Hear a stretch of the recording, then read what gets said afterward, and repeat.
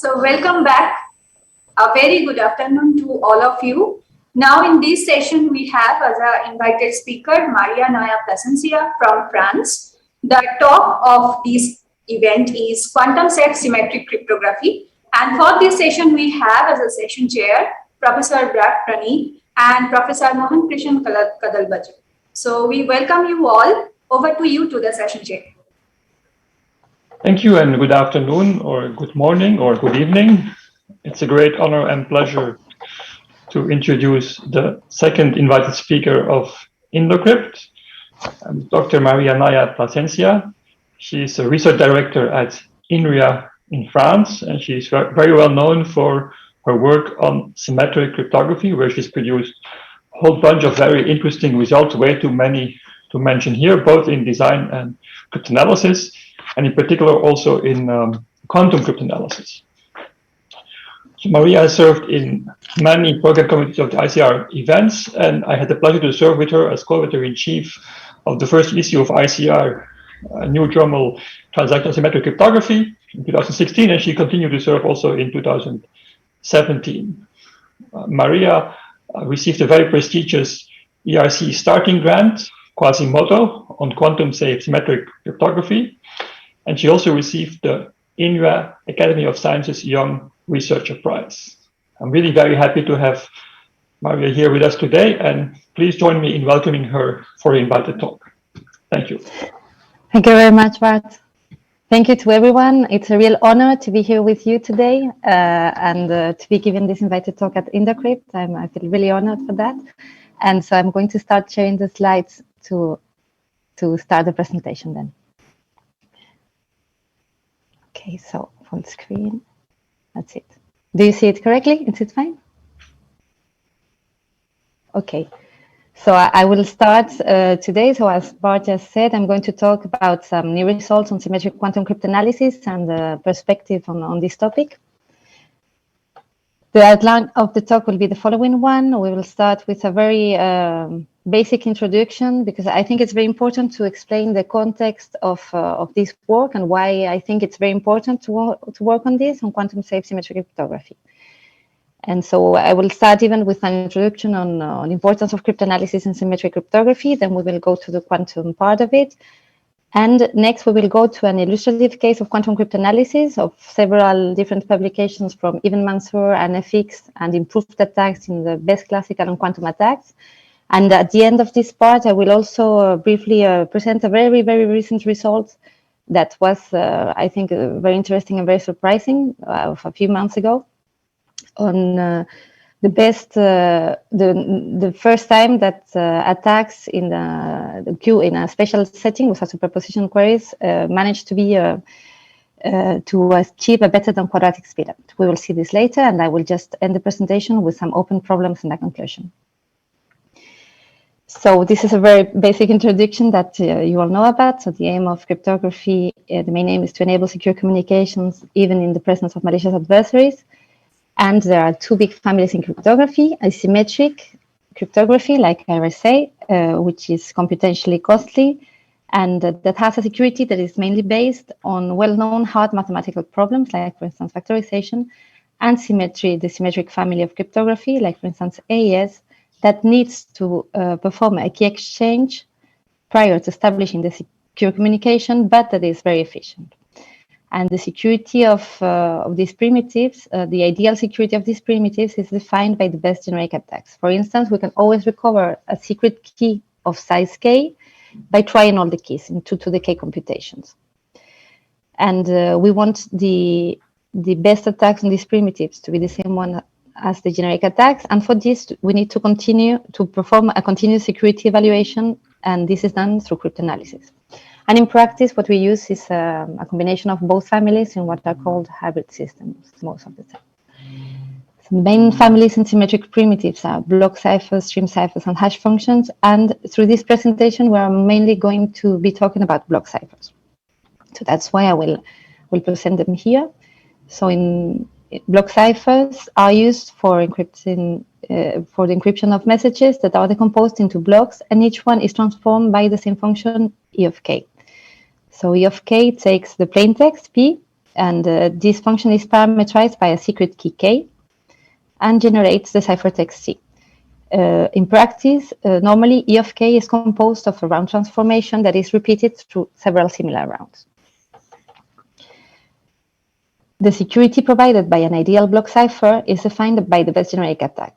So as we said before, for instance, exhaustive search for the key into 2 decay computations. And that's why typical key sizes are of 128 or 256 bits, because we want that this attack is not doable. And recovering the key from a secure cipher must need at least 2 decay operations. The ideal security, as we just said, is defined by generic attacks. But the question that we have to ask as cryptanalysts when we are looking at the new primitives or even an old primitive is, does the real security of this primitive meet this ideal one? And we can only answer this if we keep on performing security evaluations on it. So any attack better than the generic attack will be considered a break. That's why we are often left with an empirical measure of the security that is achieved through cryptanalysis. So the current scenario of symmetric cryptography is that we have had a lot of competitions lately, like, well, before this AES, but more recently SHA-3, Stream, CSAR, the lightweight competition that is actually ongoing.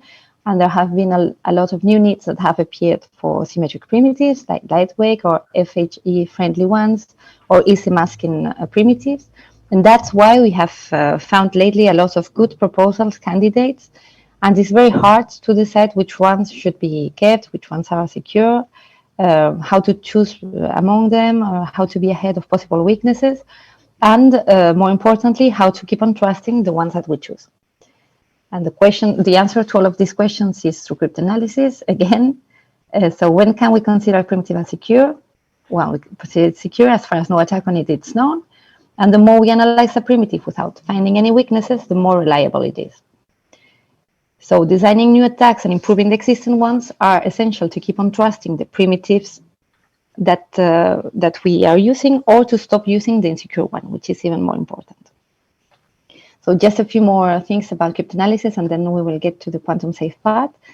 So if no attack is found on a given cipher, what can we say about its robustness? So security of a cipher is not one bit information. It's not yes secure or no, it's not secure.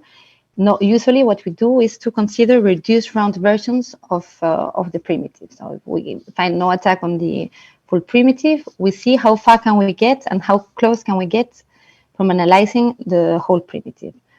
And that's what is going to define the security margin of this construction, which is the highest number of rounds that it can be reached through an attack.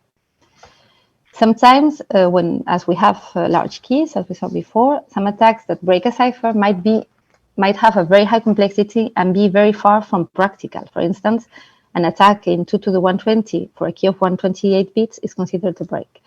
But I think we usually in the community, we still consider this dangerous because that usually implies weak properties that were not expected by the designers, because the experience shows us that attacks only get better, and happily because other existing ciphers exist without these ugly properties. So in equal conditions, we prefer to choose the ones that seem to be better understood. And sometimes we also get very high complexities when we try to determine the security margin, as we push the attacks to the limit to see how far can we get. And that allows us to compare the security of this between different primitives and anticipate problems. So now we are going to pass to the considerations, to talk about considerations when we are also considering quantum adversaries. So in post-quantum cryptography, adversaries also have access to quantum computers, and the implications of this in asymmetric cryptography are quite important, because we know that Shor's algorithm would allow to perform factorization in polynomial time, which would imply that most widely used systems wouldn't be secure. And that's why the community is very actively looking for replacements, and the NIST competition has been ongoing for a while now, looking for other solutions. And in the case of symmetric cryptography, for a long time, this was less clear, because we knew that Grover's algorithm would allow to perform an exhaustive search in the square root of the classical time, which would imply that for having an equivalent ideal security, it would be enough to double the key length of the primitive. But we didn't knew a lot until recently about what could do the adversary having a quantum computer to perform the cryptanalysis on these ciphers and to analyze the actual real security of these primitives. So it's also important to say that post-quantum cryptography or quantum attackers could be a problem for already existing long-term secrets, and that's why it would be good to start using quantum-safe primitives as soon as possible. So in this context, I think there are two important tasks to do and that are being done now, which is very nice, which is to conceive the cryptanalysis algorithms for evaluating the security of symmetric primitives in the post-quantum world, and to use them to evaluate and design new symmetric primitives that would cover the gaps that we might identify with respect to this. It's also, it can seem a bit paradoxal that as attacks are always compared to the best generic attack, and the generic attack is accelerated in the quantum world, as we saw Grover, for instance, needs the square root of the classical time. So it might happen that a broken classical primitive might be unbroken in a quantum setting, which, as I said, seems paradoxal, but that would mean, for instance, that a primitive might not have 256-bit security against a classical adversary, but might have 128-bit security against a quantum one. So let us talk now about the different scenarios and models that have been considered so far when considering quantum symmetric cryptanalysis. So I think we can classify the four most commons here. So we can say Q0, which is just classical attacks with classical computers, which is the scenario we had before considering quantum adversaries. We can consider the usually called model Q1 that will be associated to the color olive green from now on, which will consider the model Q0, and in addition, the adversary will have access to a quantum computer. We can also define the model Q2, which is Q1, and in addition, the adversary can perform superposition queries to a quantum cryptographic oracle. And we can also define the model Q3, which would imply the model Q1 plus superposition queries, but superposition queries this time with the differences of a secret key in a quantum cryptographic oracle. So Q0, as we said, is classical attack, so there's not much to say here. And in the model Q1, so actually this is an old slide. I have modified it because for a long time I said so far the best we have obtained is a quadratic speedup, but it can be smaller. And actually I have changed it because, as I said very recently, and a very exciting result, I think, showed that we could achieve better than quadratic speedup, and I will talk about it later. So I have adapted this slide to this. So until recently, the best we had obtained was a quadratic speedup, but it can be smaller. So regarding exhaustive search, this implied before that a primitive is saved in Q0 will also, if a primitive is saved in Q0, it will also be saved in Q1. And so a question that was that was asked in a recurrent way before was, does this mean that all these Q1 attacks that have a worse speedup than the generic attack are not interesting anymore?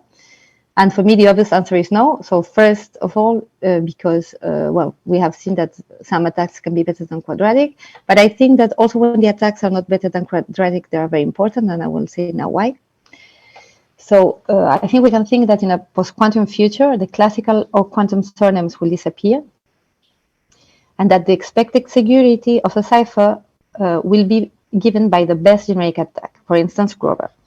So when we want to define the security margin that we just defined in the introduction of this presentation, we will have to find which is the higher number of rounds that can be cryptanalyzed with any attack that is more performant than the generic one. This attack could be classical or could be quantum. So results in Q1 are often very important information that is needed for determining the unique and future security margin. And also regarding Q1, it's important to remember that collisions is a kind of different scenario than exhaustive search, as quantum collision speedup is less than quadratic already. So, for instance, in a very nice result, also Yamada and Sasaki showed in 2020 that we could build quantum rebound attacks on hash function that reach more rounds than classical attacks, which was even if we thought we knew it was possible, it was very, very nice and surprising. And some more results have followed this first paper. So now we can talk about the model Q2 that will be represented with the pink color from now on when I will talk about results. And this is a very powerful model indeed. But so I recall that it's the model where the adversary can, in addition to have access to a quantum computer to perform some computations, is allowed to perform superposition queries to a quantum cryptographic oracle. But I think that there are many good reasons to study security in this scenario when, for instance, you don't find any attacks in Q1. So the first reason is that I think it's a very simple model. That's why it's used in security proofs. And in my opinion, it doesn't make much sense to use a model in security proofs if you don't allow yourself to use a model also for cryptanalysis. Also, it's a non-trivial model. And by this, I mean that many constructions still remain resistant here. And it's very nice that it's a very inclusive, it's a model that is inclusive of many intermediate scenarios, like different protocols, cases with obfuscation or a hybrid machine where we could imagine they have some quantum components inside, or even incompetent users. So as we said, Q2 is defined and used in many results, proof related or cryptanalysis related. And I think mainly an attack in this model might imply that we need to be extra careful when implementing the primitive, for instance, in a quantum computer, and when using it in certain applications. And also, we will see in the case scenario that I will present soon about quantum symmetric cryptanalysis that ideas of attacks in Q2 have proved useful for improving Q1 attacks. So I think that's the proof that it's interesting to study it, and then we can be. I mean, it's very interesting to know the results we have in this. They might provide further results in Q1. And yes, I think if Cypher is safe in Q2, we can be. I mean, I think an attack in Q2 is not necessarily a problem, but being resistant to Q2 attacks is very reassuring. And the fourth model was Q3 that I presented before, and I will recall that it was when the adversary, in addition to Q1, so having access to a quantum computer, is allowed to perform superposition queries on the differences of the secret key to the quantum cryptographic oracle. And this is a super strong model, and Roteller and Stewand showed in 2015 in a very nice paper that everything is broken in this model. So it's a trivial one and it's too strong. There's another scenario classification. For instance, well, there are many possible, but I think the one I presented before regarding the adversaries and also this one regarding memory are the two main ones that we can find in the literature. So this one regards the different types of memory that can be used. So the attacker can use classical memory, can use a small amount of qubits, or can use QRAM memories, as introduced by Kuperberg, and these memories can also be classified into parts: quantum access classical memory or quantum access quantum memory. So it's kind of obvious that the less complex the memory and the less amount of memory we need, the more realistic will be the scenario. So I think it's interesting to see what has been the evolution of the different results that have appeared in quantum symmetric cryptanalysis. So we will see now an overview of that.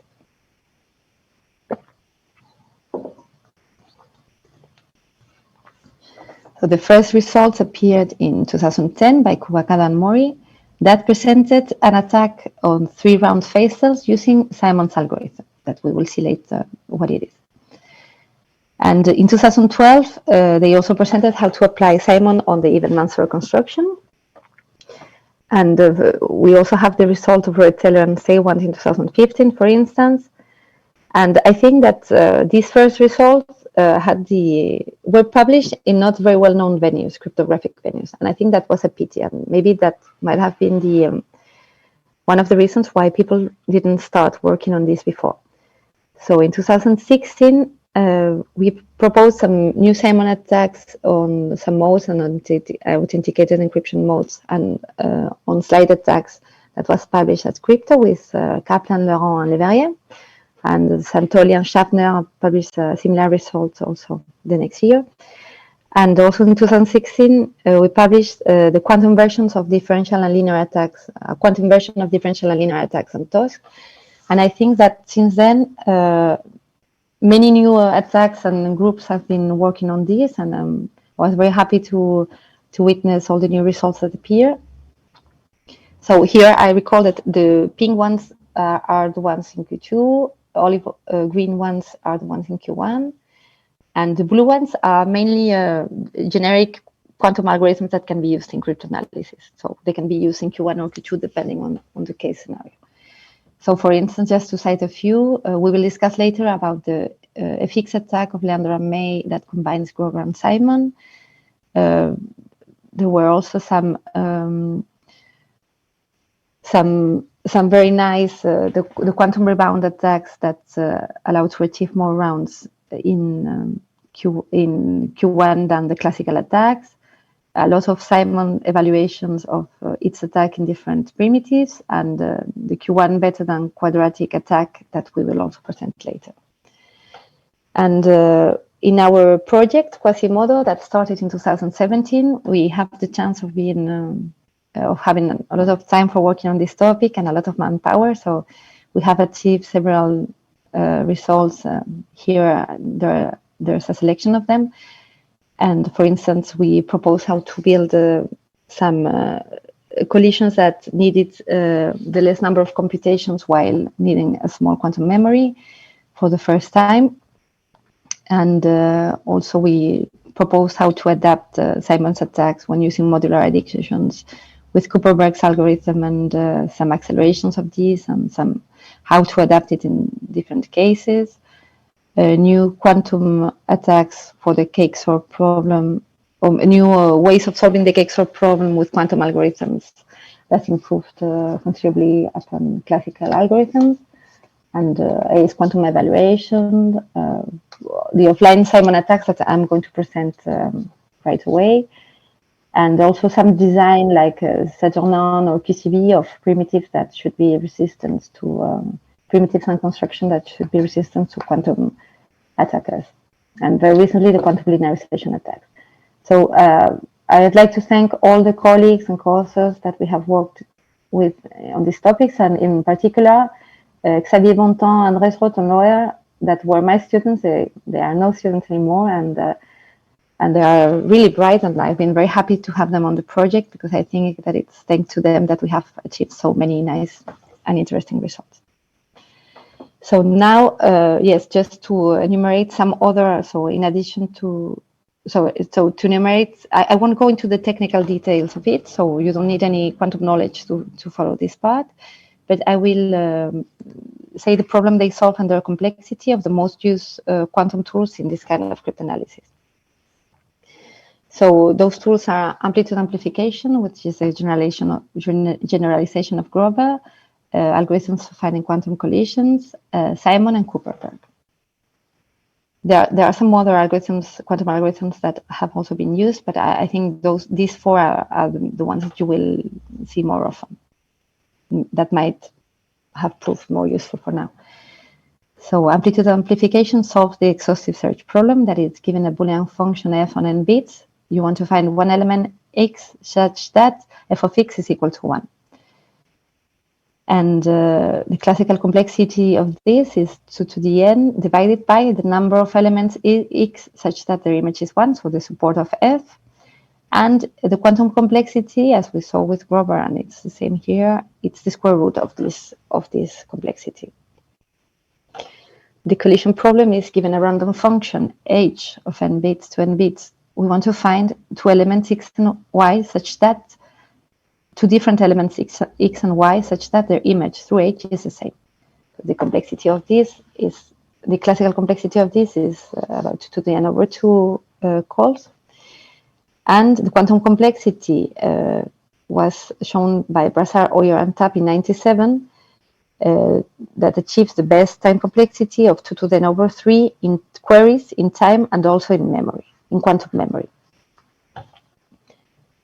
We also have Simon's algorithm that solves Simon's problem, that is given a Boolean function f on n bits, and the promise that there exists s such that the image through F of two distinct values. It's the same if and only if the XOR of these two values is S. What we want to do is to find S. So this can be done with a classical complexity of about 2 to the n over 2, which, because it's basically what we need to do is to find a collision. And once we find a collision, we have found both of the elements and we can deduce S.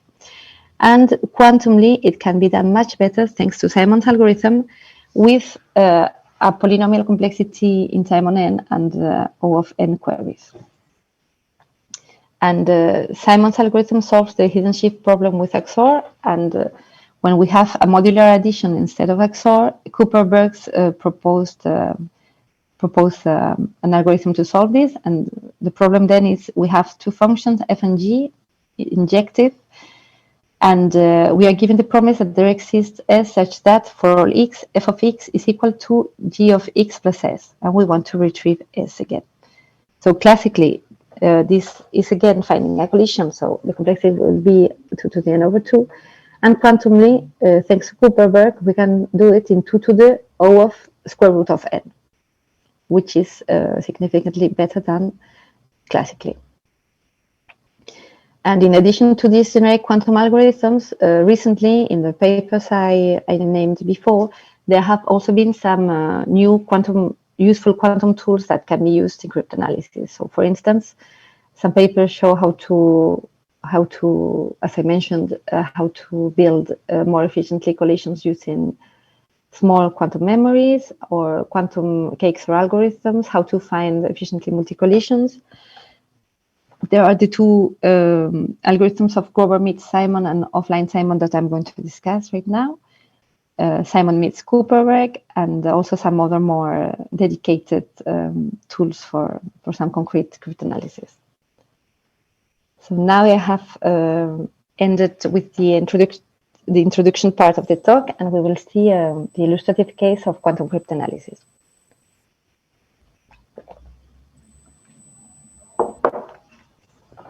So the outline of this case will be first talking about the Evenmancer construction, about the best generic classical attacks on it, the best quantum attacks in Q1 and Q2 in this construction.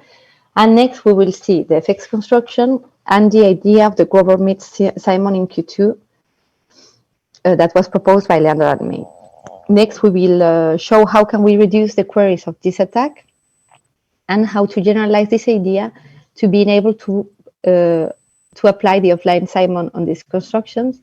And finally, I will present the better than quadratic attack in Q1. So the Evenmancer construction, proposed in 1997, builds an encryption from a public random permutation P. So it needs 2n bits of key, K1 and K2. So the plaintext X is XORed with the key K1. Next, the public random permutation is applied. And next we XOR K2 again. And this way we generate the ciphertext. So we know that any classical attack requires that the time times the data will be at least 2 to the n. So for instance, we could just guess the key K1. So for if we have two known pairs of plaintext ciphertext, for each of these pairs, K1 will completely determine K2 because we just can compute it. And when K2 is the same for both plaintext, for both pairs plaintext ciphertext, we know that the guess of K1 was the correct one. So in this scenario, we would have a data cost of 2 and a time complexity of 2 to the n for guessing K1. Another way of building a different trade-off for this attack would be collision search of F. So we define F as the XOR of the encryption and the permutation of X. So as we can see, if we developed what does E of K1, K2 of X means, F of X is equal to K2 XOR P of X XOR P of X XOR K1. And thus, we can see F of X is going to be the same as F of X XOR K1. So that means that what we want to do is to find a collision. Once we find a collision for F, we will find K1. And in this case, we have that T can be equal D and equal to the n over 2, because it's finding a collision. But both calls to F are calls to the encryption oracle. And that means that G cannot be smaller than 2 to the n over 2 in this case. So Diamond in 91 proposed a way of achieving all the possible trade-offs of T times G bigger than 2 to the n, equal to 2 to the n. So we can define h of x as the encryption of x XOR the encryption of x XOR 1, for instance, two different x XORed by a chosen value, and g of x that will be equal to p of x XOR p of x XOR 1. So here, the thing is that in G, we don't have queries because it's just calls to the public implementation P, and the queries are represented by the calls to H. So in this case, we have that for any x, G of x XOR k is going to be equal to H of x. And here, we can achieve all the possible trade-offs where T will be equal to 2 to the n divided by D. And so what happens with this construction quantumly? So we could, for instance, use the BHT algorithm for finding collisions that we discussed before when considering H and G. And in that case, we will get a trade-off of D times T squared equals to 2 to the D. But we need TRAM for storing the D queries to the oracle that we have made, and to check afterwards through an accelerated exhaustive search if we have a collision here. So in order not to need this amount of quantum memory, which was quite big, was 2 to the n over 2. Sorry, 2 to the n over 3 because of BHT, of course. Osoyama and Sasaki in 2018 proposed to use our collision finding algorithm in order to build an attack with no need of QRAM. But it needs classical memory of 2 to the n over 7. And in this case, we have a data and a time complexity equal to 2 to the 3n over 7. We will see again all these results in the final table summarizing the complexities. Kuwakada and Mori also in 2012 proposed a Q2 attack against this construction because it's easy to see if we write F, as we said before, as the XOR of the encryption of X and P of X, here we can directly use Simon's algorithm because F of X has a secret period that is K1, as we saw before. And then if we directly apply Simon on F of X, we can recover it in polynomial types.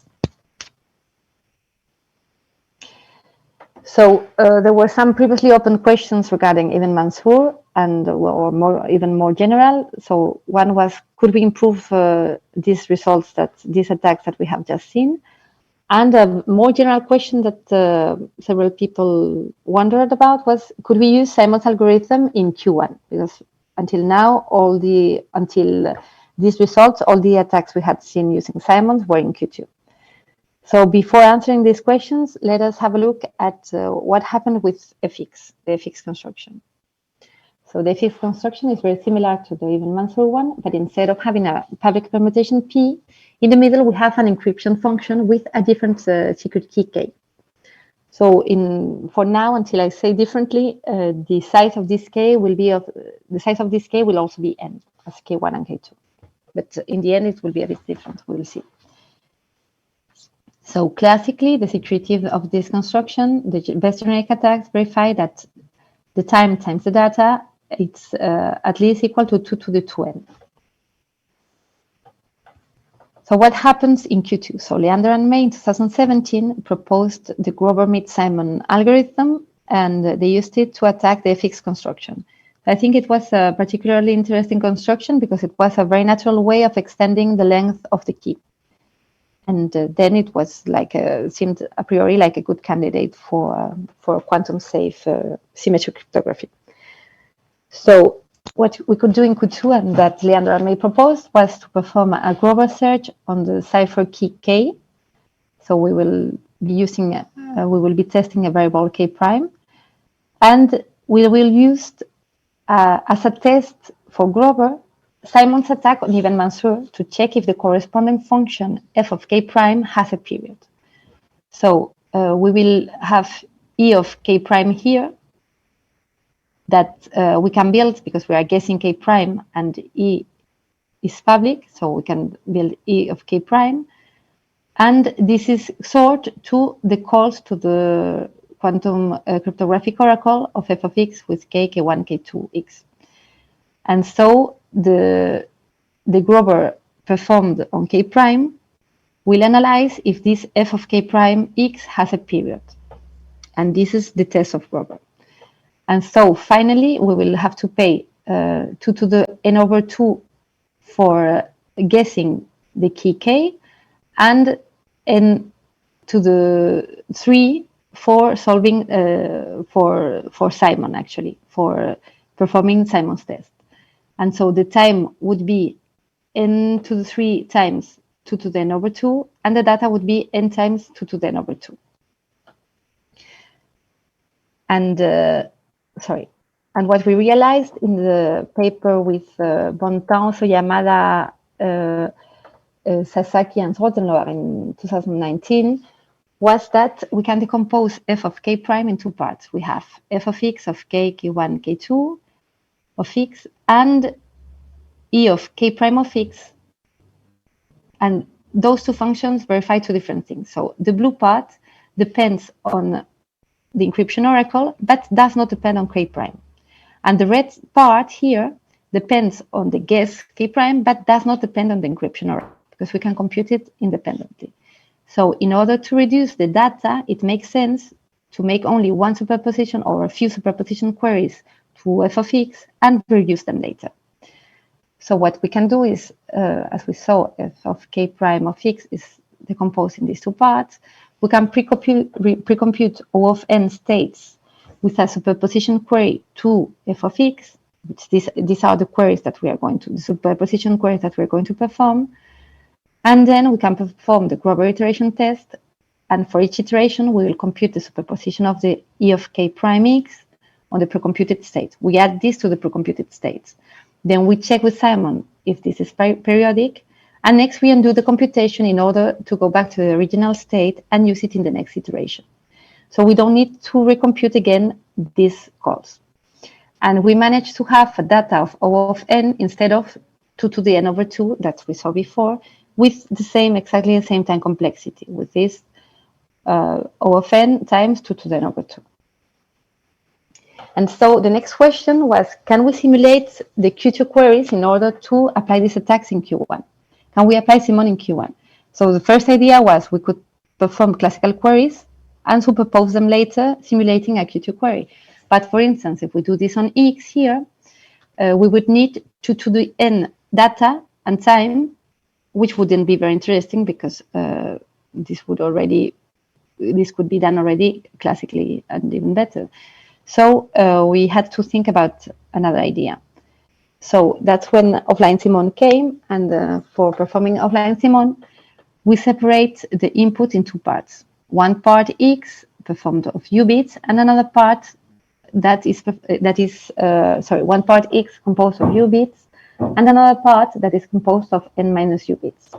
And the key K1 that is added in the beginning is going to be separated also the same way. So the part that is added to the first U bits would be recovered applying Simon's algorithm, and the part added to the other n minus 1 bits would be recovered using the Grover search space, the Grover search algorithm, sorry. So in the inputs, we will apply X and 0 so that this input is completely determined by the guess of Grover, and it will be different for each one of the K1s. And here we will have a fixed X that X that will be the simulated calls that we will superpose them. So X will take all the possible values with a 0 here, and then we will build a superposition state with all the X and apply Simon. So this can be rewritten in another way. We can, for instance, the input here, X on U bits that has XORed a part of K1 also on U bits that enters P. And P now is parameterized by the second part of K1 that is going to be searched for with the Grover algorithm now on n minus U bits. And we can see that this is very similar to the fixed construction that we saw before. So we will see, as we said, we will simulate a superposition query with a cost of 2 to the u. With all the possible inputs here, we will simulate it. And once we have this, which is the whole data that we will need in superpositions, the time will be 2 to the u for generated the superposition state, plus 2 to the n minus u divided by 2, which is the cost of the Grover search here. And this will imply that d times t squared is equal to 2 to the n. So we have a look at all the results that we have just mentioned. We can see that in Evenmancer, for instance, in Q1, we can propose an attack with a similar time complexity as was done previously, by Puakada Mori using BHT, but our quantum memory now is much smaller than what it was before. And in the FX case, we are able to considerably reduce the number of queries with respect to the Leander and May attack while having the same time complexity. And in Q1, we are able to considerably also reduce the needed memory for performing the attack and to also improve the time complexity. So the attacks in Q1 are quite improved. So for now, this has allowed us to produce the best known attacks on Q1 and Q2 for Evenmancer and the FX constructions, which can improve memory and queries. And also allows us to perform attacks in Q1 while using the Simon algorithm, which was quite nice. And other applications of this can be done, like for slide attacks or related key attacks in Q1. And then a question for a long time that we thought about and we couldn't find an example that worked is there a better than quadratic speedup possible? Because there was no reason to believe that this couldn't be achieved. And recently, the answer was shown to be yes by Bontemps, Rottenloher, and Sibleiras, so a few months ago. And to see how this worked, so attacks in Q1 that are better than quadratic, they considered the 2-XOR cascade that was proposed by Gazia and Tesaro in Indocrypt 2012, which is a construction that is very similar to the FX construction, but in addition, in the last round, has another call to an encryption to a block cipher. So here in this case, for it to work, K has 2 to the n bits. The size of K of the block ciphers is 2 to the n instead of n. So the best classical attacks, that's the best generic attacks here that define the classical security, are attacks that can be done on 2 to the 2.5 n. For instance, we can guess the key K here, the key K of the block cipher. This way we can undo the last block cipher call. And here we recover an Evenmancer case. So solving the Evenmancer classically can cost us 2 to the n over 2 in time. And the overall time would be 2 to the 2.5 n. We cannot do better than that. And quantumly, Bontemps, Rottenloher, and Sibleiras, using the ideas of Light-Simon, showed that we can solve this using 2 to the n computations when having 2 to the n classical queries, because we could, for instance, try all the values here, so 2 to the n queries, build a superposition with them, and once we have built this superposition, we will try to find, when performing the exhaustive search on K with Grover 2 to the n now, the Simon attack to see if we have a period or not. So this was what I had to say about this cryptanalysis K. And now I will just mention some interesting open problems that I think it would be nice to work on in the future. So there are a lot of things to do. One of the ones that I try to work most on, and we have made no advances for now, which is a bit frustrating, but I'd be glad if someone could find something here. Is, for instance, when looking at new quantum attacks, trying to accelerate linear cryptanalysis, but the part of the key recovery attack using the FFT, because this is a very efficient part classically already, and it would be really nice if some ideas of the QFT or some quantum algorithms could be used here to accelerate this part. But for now, we have worked a lot on that and nothing has appeared, but I still think it might be possible.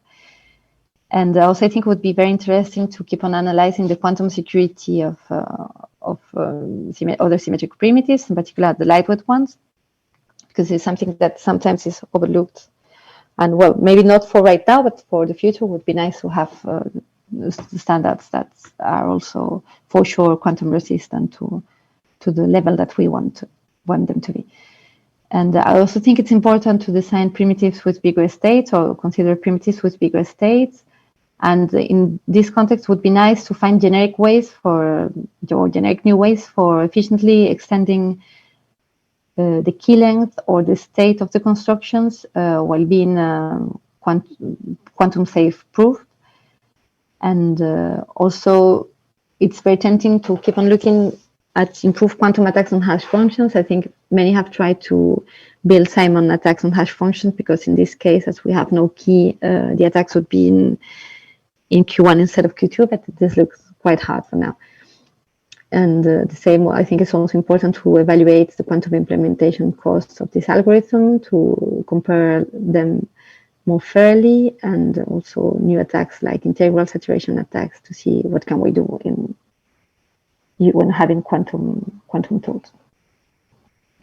So just to conclude this talk, we arrive at the end of it. And so for me, the most important message is that there is no reason to panic, that symmetric crypto seems to be holding on well and no problems have been found for now. I think, as I just mentioned in the open problems, that one of the most important things would be to use bigger internal states and bigger keys. And how to do this generically is a good question and something we are thinking on. How to do it and how to have quantum proofs that stay secure, of course. Also trying to find new ideas for quantum analysis. So we have seen, I have not talked about it here, but sometimes quantum cryptanalysis have proposed some ideas that have helped improve classical cryptanalysis. That was the case, for instance, in our quantum analysis of the AES security, where when building the quantum attack, the way of choosing the steps was not intuitive, because classically, I think it was not intuitive at all to do it that way, but quantumly it was better. And actually, when doing the same way classically, you can achieve a similar time complexity while improving the memory. So this was a very nice result, I think, and something to keep in mind, that sometimes thinking out of the classical box and trying to have a look at quantum analysis might provide new ideas also for classical analysis. And I think that there are many things to do yet, like to precisely evaluate security, to find best attacks, better attacks, and to adjust the needed parameters to achieve the wanted securities. So just to conclude the end, a small word about the Q2 scenario, which is kind of a bit polemic, and there's no consensus about. Some people say there are super scary results, some people say it's a useless model that would never be used. And in my opinion, it's a very strong model, but when possible, better to avoid Q2 attacks. So I think in symmetric cryptography, we have a modus operandi that works very well. And in part is because we are never too paranoid. So we have attacks in 2 to the 200 that declare ciphers broken, things like that. And that's, as I agree that an attack in Q2 is not a problem on itself, I think not having an attack in Q2 is very reassuring. So, and finally, as we saw in the example case, Q2 attacks have helped improve Q1 attacks. So the same way as quantum attacks are related to classical attacks and may improve them, Q2 attacks are related to Q1 attacks and might also provide ideas for improving them. So that's what I wanted to say. So there are lots of things to do, and there are many people that I'd like to thank for all the things I discussed about in this presentation. And that's it. Thank you very much. Thank you. Very, very clear and insightful presentation. So I think we can now open the floor to questions. Are there questions in the room?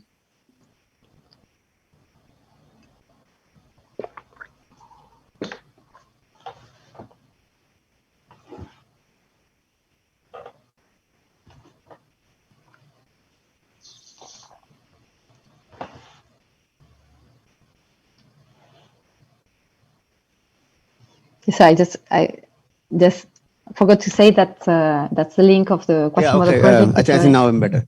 So with this currently claimed 127 qubit IBM quantum machine, how long will it take to find a collision for the current sponge? What is the time estimate?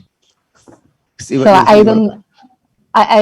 Anything I would say would be not very accurate. So I'm sorry, I can't really answer that. I think it's going to take some time yet until we have some concrete results and some dangerous things on cryptography. But yeah, I think all the advances that are being made are very important and very interesting. But I'm really sorry I cannot answer any more concretely. Okay, thank you. Any other question from the audience?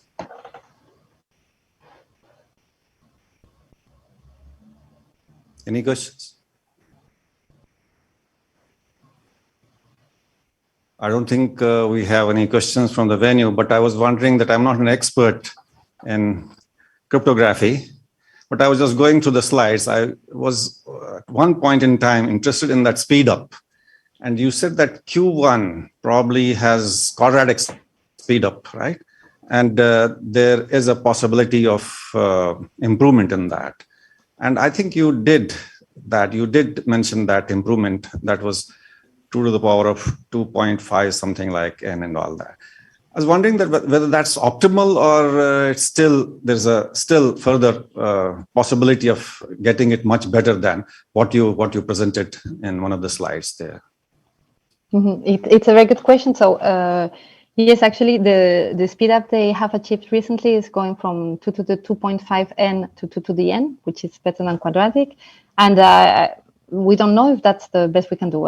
Maybe there would be a consortium that might achieve a better speed up. So I think there are a lot of interesting things to look in that direction. Yeah. Well, still it's open. I mean, it's open. Yes, it took a long time, I think, and a lot of efforts. I know André Schrozenloher in particular, he was kind of obsessed with looking into that. And yeah, it was very surprising to find that it worked on this construction, and I hope some more will appear. And one of the slides in open problems, right? You mentioned that one of the bullets was, of course, evaluating these models on quantum computers, right? And all that. I was wondering whether was there any experimentation done with quantum computers with your reference? I mean, yes. So I'm no expert at all in that area, but yeah, I know, for example, André Bontemps and Jacques Samuel tried to evaluate the simulation. Because you gave 2 columns. One was the classical complexity, the other was the quantum complexity. So I was wondering whether the in the table you mean of complexity, reference to the quantum computers was really done on the machines, or it was just the theoretical complexity? I'm sorry, no, the table I showed, it was not quantum and classical complexity, it was quantum memory and classical memory. And it's theoretical. It was quantum memory and classical. Yes. It was not with respect to... It was Q memory and classical memory. And it's theoretical, yes. Okay. Thank you, Professor Maria. Thank you for nice presentation. Nice talk. Okay. I'll hand it over to Professor Pranil. If there are any more questions on the chat and online and all that. Thank you. Thank you so much. Thank you. There is a question in the chat which says you mentioned that building primitives. We have one question in the chat box. Yes, I was trying to read this. So you suggested in your talk that one way to achieve quantum resistance for symmetric primitives is have bigger states. Is this the only option, or are there other options than doing this? So I think that this is one needed thing. I think a state of 128 is too small, and you need bigger states than that. Yeah, there are no other options. I think a small state will make primitives vulnerable to some collision attacks in several constructions. So then, and then maybe there are other things to improve, but bigger states for sure. And are there any ways we can simulate these attacks? I assume on very small examples, or? Yes, there are some. I say again, I'm no expert in that, but I know there are some people working on this, and they can simulate how much it would cost with the technology we have now, or with different. Yes, I think it's also a very interesting line of research, and should also be followed. Mm-hmm. So I know it's not really your area of research, but I mean, also in classical symmetric cryptography, there is quite some work on lower bounds, right? We have good bounds for Evenmancer and for some other constructions. Mm-hmm. Do you think it's conceivable to do the same thing for the quantum model, maybe? Or you think this is far, is there already progress, or this is far away, or how do you see that? No, I think this is. There are a lot of people working on these kind of things. And for instance, Akinori Yamada, I think he's one of the experts on these kind of things, and trying to provide some lower bounds on constructions, or maybe this